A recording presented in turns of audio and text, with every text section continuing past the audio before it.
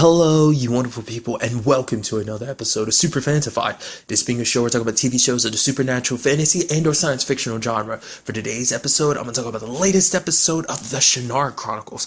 Another great episode. In this episode, we kind of have what I can assume is kind of our main party for this season. We have Will meeting up with Eritrea and Jax, because apparently she took the money from Lyria's mom and paid Jax to help her find Will, so that's cool. Which immediately I love this reunion because it's like, because obviously, because this is like our first like big, well, technically it's not. Technically it's probably, our second relationship that's kind of built off of the previous season, like that. Prior to that, I'm talking about Al-Anon and Bandon, their relationship, obviously, but it's like this is like a more positive relationship, and it's just like, oh man, we haven't seen each other in like over a year. I thought, like, he's like, I looked all over for you. She's like, yeah, I know. Some people they were trying to protect me, lied and told you I wasn't where I was. So. But it was just so like, obviously there's issues because obviously she now knows about Amber Lee and everything, which hearing that from Eritrea kind of has to hit a little hard too, because it's like, oh, she's like, Eritrea reached out to her, but the fact of the matter is, like, because on some, it didn't bring it up, but on some level it has to bother him too, because in that year time, Amber Lee's never reached out to him directly, but maybe it's just because of, it's not, maybe because she knows that she'll cause him more problems, or maybe she has, but he's been using the stone so much to see her. Like, the way he kind of describes it, it's like not like creating an illusion, it's him tapping into, it's like him almost like forcing a memory to the top and like forcing your eyes to see that said memory, kind of relive it. That's kind of more like what he's doing.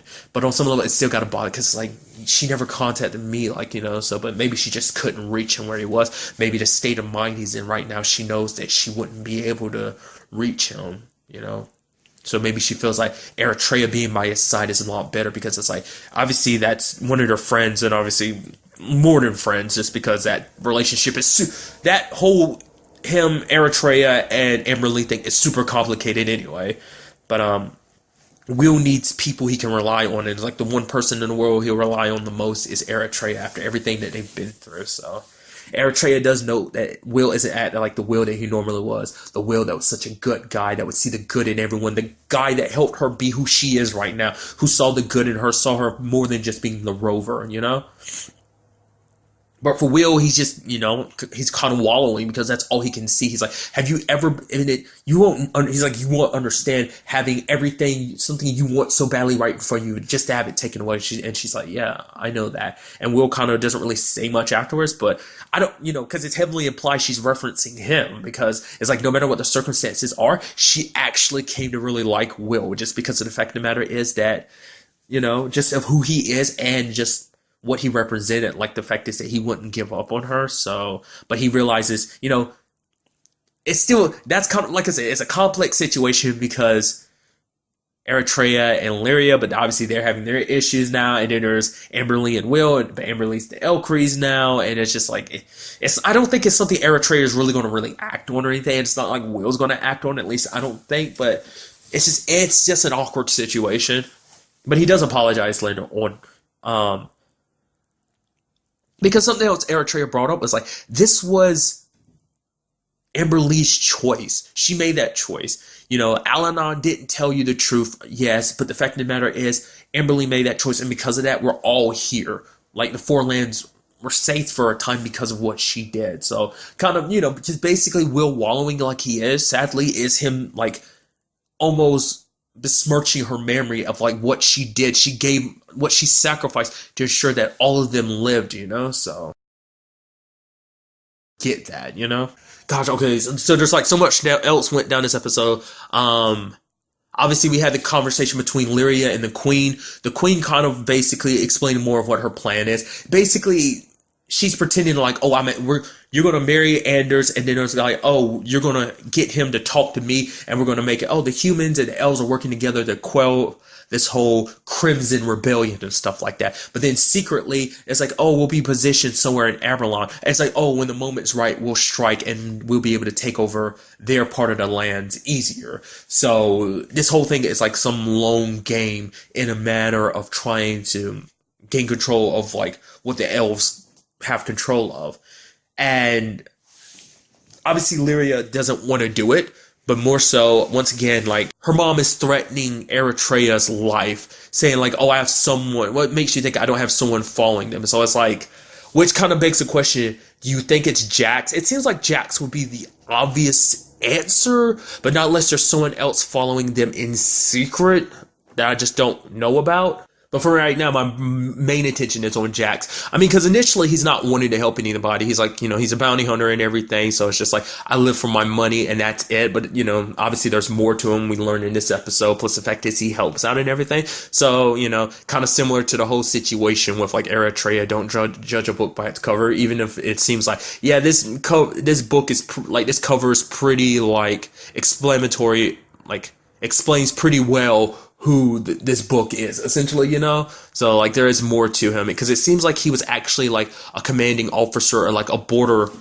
during the demon attacks, and he was the only one to survive amongst his men, because the moment one of the Crimson main guys brought that up, like, Jax kind of backed down, which is, like, you never really see that side of him so far, because he's always been Mr. Tough, and, you want to talk, like, he's, it seems like he's a very prideful dude, but, maybe his pride is his way of compensating for like everything he's been through, because there was a moment in the episode where he was on his back and was about to be attacked by one of the Crimson, and it seemed like he had a flash to like when the demons attacked. Luckily Eritrea was there to kind of his back, but you get what I mean. So maybe he's the one that the queen's got, keeping an eye on Eritrea. Maybe not. We'll just kind of have to wait and see.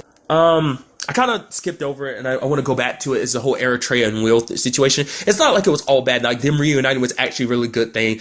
Just seeing them kind of conversate, like, have the conversation between each other. It's like, here, you take this, hide it somewhere they won't find you. And she's like, but she's like, but make sure you don't blow off your own elf stones intact. I mean, he's just like smiling and everything. I'm like, I love that. The fact of the matter is, it's just like, it's not just all seriousness. There is that love and fun that, we've built up from the first season at play here too. So, I know I keep bouncing back and forth between the two, but, just kind of the way my brain is working. I do want to talk about the fact is, it seems like the queen is working both sides of this whole elf situation. Ultimately, I don't think she cares. Because it's all for making sure that her people survive, her kingdom survives. So that's all she cares about. She will do whatever she has to do if it means that her kingdom comes out on top. So it does seem like, because she's asking to talk with Riga, because she knows that the guy that is serving next to Ander, the dude who killed, maybe not killed, but definitely heavily wounded Catania last episode, that dude who's secretly with the Crimson, she asked him to meet with Riga. So the fact is that she knows that must mean that him and the queen must have met at some point in time when the queen has met with Riga. So either it's a situation where she believes that the Crimson will win, or the fact of the matter is she's only aligning herself with the Crimson because it aligns with her own goals, and that if necessary, she'll wipe the Crimson out if need be, or just because maybe she truly believes in what they believe, but I think that's not the case, Maybe her plan is to ultimately, when they do get the opportunity to maybe when they do eventually win, maybe she plans to strike in the middle then, or maybe the point is to kind of in fact play both sides, have them fight amongst each other and swoop in and wipe both sides out. So, we kind of have to wait till later on to find out, because I mean Riga and her were never talked this episode, so we just kind of have to wait till hopefully in the next episode to kind of see that whole thing playing out. But obviously, Will and the others break into what is known as Graymark, where the Crimson have Alanon. We end up finding out a lot more about Riga. As I figured, it had to have been like a personal experience, the reason why he doesn't like magic. And it's because he kind of lumps the Warlock Lord as well as the Dagnamor, who are both druids, that straight away is just like, because he doesn't blame magic, he doesn't hate magic. He's like, magic needs to be respected, but you druids think it's okay to control magic. But the fact of the matter is, you're wiping out everyone that uses magic, because to him, he's like, everything, none of this would have happened. The demon attacks, none of it would have happened if it wasn't for magic, because it's like, even though the demons were sealed away, it's like, who rose all the demons up? The Dagnamor, who was a druid who tried to control magic and got swept and controlled by it. So that's what it all stems from. He lost a lot of men because he was kind of set up around Arbalon. So a lot of his men died. His wife died, who was pregnant with their child. So yeah, I figured it was going to be a situation where it's like, yeah, it's not like it came out of nowhere. And I'm sure everyone that's working with him in the Crimson believes the same thing, that they are all like people who have been directly affected by magic in a way that are like, okay, we need to wipe it out. Even though you have Al-Anon being like, you're crazy. What if the Warlock Lord comes back and Uriah's like, a man like me will be the one to defeat him? It's like, don't be crazy. But he's so caught up in his own hatred for magic that he's not willing to see the big picture. Like, he's blinded by his own need for revenge, not seeing what's going on in front of him. So, which will, even Al-Anon's kind of like, that will ultimately be your undoing with this whole situation. Because he wants the Codex, because he feels like the Codex is connected to magic. So it's like, wipe out the Codex, then you hinder, like, magic in the world. Which, once again, it seems like I said, it's even something Jax even said to Marith, which we know that I'm learning her name this episode. Correct me if I'm wrong. Would they ever bring her name up once prior to this until she was introduced into like Marith? She's like, my name's Marith, by the way. I guess that's because I guess that was also kind of aimed at Will, because like Will never bothered to learn her name. Maybe not. I don't know. That the whole thing about Jax bringing up the whole thing about, oh yeah, magic uses just like you were just kind of popping up out of the woodwork and everything. So there is something to that. Like, it's like I said, it just popped up now. Like, we didn't see, like I brought it up in the past episodes, like no one was using magic like that in season 1 except for Al-Anon and Will, So, well, I mean, obviously the Dagnamor too, but that's besides the point. But now you have Marith popping up using magic, which I guess in our case, it's not like everyone else is popping up using magic in retrospect. That's what no, because the fact of the matter is, Raiga is killing all people who are using magic. So, like I said, I don't know if it's something that's released in the air after everything was said and done, or after what happened with the world being saved by magic, a lot more magic users are coming out in the open. Or maybe the fact is they've always been there, but it's just now that Raiga's tracking them down and killing them. So it's still a side of the world we still haven't seen yet, because it's like, other than our main characters, we haven't really seen other people use magic. I mean, who's to say those people who are accused of using magic actually used magic, and whether or not it's just paranoia and just anger and fear that led to those people dying, Kind of like well, I guess it fits perfectly, Salem witch hunts, fits the situation very perfectly. It's even something interesting too, because the place that they're at is actually, the place in Graymark they're in is actually the same place that the Shadow Lord, his base was. In fact, the throne that Raiga sits on is the same one that the Warlock Lord sits on. And you have Al-Anon like, what the hell? You pretend like your cause is just, but you're sitting on the Warlock Lord's chair. The same Warlock Lord that basically wanted to wipe out the 4 lands. So it's like, are you like, how can you not see the similarities? But he's like, I'm not the same, which is like, maybe when it's all said and done, Raiga will be the centerfold for the new body of like the Warlock Lord, because we don't know how that whole like him resurrecting thing will happen. Like, we know it takes his blade, his heart, and his head, but maybe like, he needs a new body, and ultimately maybe that's what they're setting Raiga up to be, like very similar to him in a sense of like foreshadowing to the fact is that he's going to ultimately be the sacrifice needed to fight. I mean, the sacrifice needed to complete the Warlock Lord. I mean, it'd be like irony. It's like he spent so much time trying to fight and destroy magic that, he ends up being the key to destroying the 4 lands. He claimed to be saving it and everything, but ultimately being its destruction type of thing. Because we also found out, I kind of missed parts of the conversation, but essentially, like, Al-Anon brings up that the thing about Raiga that makes him different and immune to magic, it seems like it's more like a thing he was kind of born with. He brought it up as kind of like a curse, but it does seem like it's not just a curse, it is magic. So it's not just like tools that make him immune to magic, because like those knuckles he was wearing last episode, I thought they played a factor in it, but it's like, no, it's also like his blood, like what's inside of his blood kind of makes it possible too, which obviously in the episode, like, Will ended up, quote unquote getting captured, kind of playing the part of like the Trojan horse, but he ended up really getting captured, and Ryga start draining his blood and kind of torture him, but more so Al-Anon, which is like a thing about that. I thought he was doing that on purpose. I thought he wanted Will. I mean, maybe something will come of it, but I thought he was collecting Will's blood specifically because it would make it easier to use the Elf Stones. It's like he respects magic, but he'll probably never use it. He wants to destroy people from using it, sure, but he's not trying to destroy magic because to him, I guess in his mind, it's like it's a natural thing. Let it be. Don't try to control it. Let it exist. It does what it does. As long as people aren't there trying to bend it and control it, it won't do anything. It'll just exist. Where my mindset is, at the very least.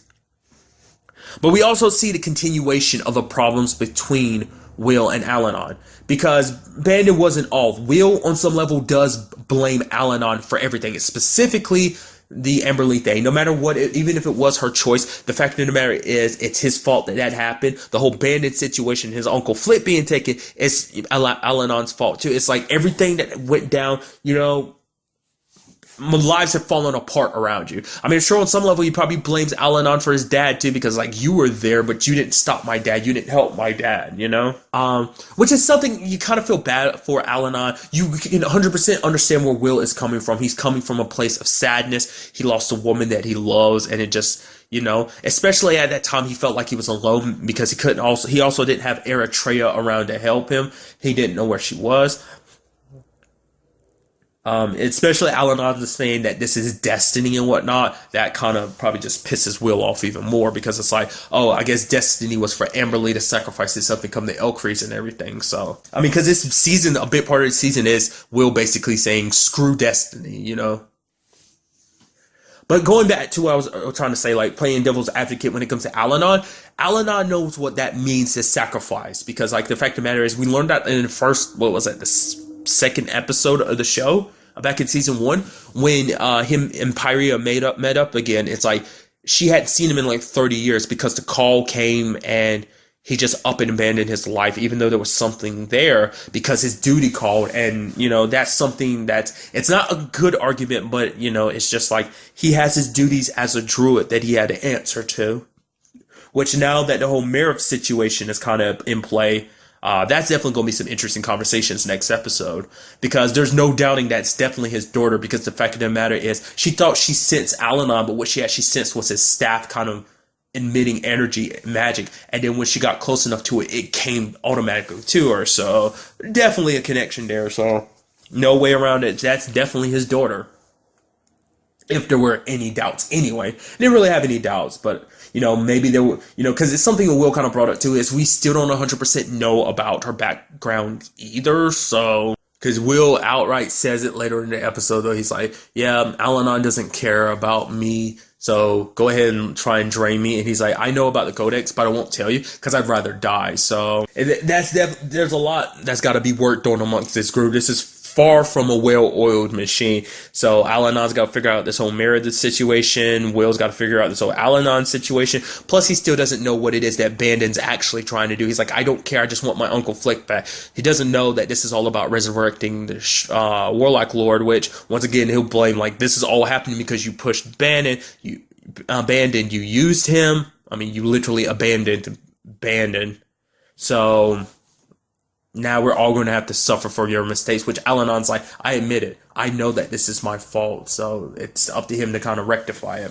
Which you had that badass moment at the end of the episode where you had Jax, Eritrea, and Marith all fighting to the Crimson Guard, just kicking some serious ass, Which, once again, I'll admit, I hope when everything Jax is doing of his own volition that it's just like, okay, I'll help you out. But I think maybe, like I said at the beginning, I mentioned it twice, but maybe the Queen does have some part to play in his decision to stick around. Hopefully it's not. Maybe there is some goodness in his heart. But, like I said, it took a while for Eritrea to kind of completely warm over. I do appreciate the fact that they referenced Cephalo in this episode. She's like, what would Cephalo say, You're not guaranteed tomorrow. You do have today. So essentially, you don't have tomorrow, but you do have today. So essentially make the most of it. And it's like, yeah, and then he'd try and find some way to steal these elf stones off us. So, but an interesting thing about Marith's powers I'm curious about is it just illusions? Because it seemed like all she does is make illusions. Because that fire she made, I was like, yeah, that doesn't look like that's real. It's actually just meant to distract, isn't it? Because like all her powers seem to be based around illusions. So it doesn't seem like her magic. Like only time she had more offensive magic was when she had Al-Anon's staff. Because like as at the very end of this episode, we see one of the symbols erasing off of the back of his head, and I'm like, oh, so I guess now because. The whole point of Bandon was supposed to step up as a druid, but obviously he ends up going down more of the path of the Warlock Lord and a Dagnamore.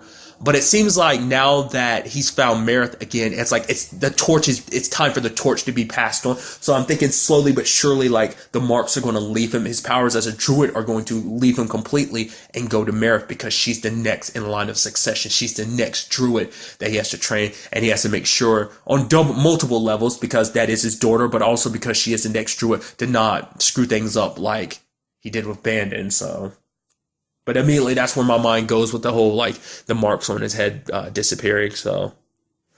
It doesn't seem like it's an all-at-once process. It seems like it's probably given enough time and mastery over the staff. Like, the more time she probably masters the magic and staff, which, you know, it's something I brought up before, too. I am curious to find out, like, beyond, like, relying on the elf stones will do more magic, and in Mara's case, could she do more than just illusion magic, or does just having the staff, would she need that staff to kind of give her more offensive magic? I'm curious about it. Like I said, a great episode. I'm very interested to see what the next episode has in store for us, because I have, so many questions, like I said, about building and repairing relationships next episode.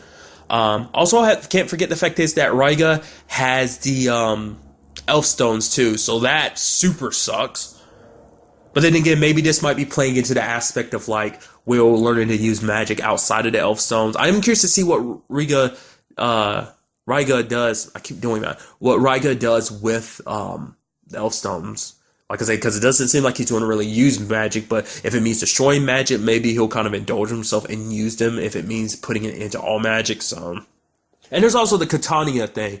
It's like, is she dead or is she wounded? And, that Night dude has her locked up somewhere. I immediately thought she was dead, but it's like I was so sure that he was going to twist that around. I forgot, because last episode I was like, oh yeah, like he's going to twist it and make it look like the humans did. It's like, no, because he has a whole dealing with the queen too, because of the whole Crimson connection. So, I don't know, I'm very interested to see what goes down in the next episode. But really, that's all I want to talk about in this episode. Till the next time we meet, be happy, be safe, live life to the fullest, and enjoy it. Good day, and goodbye.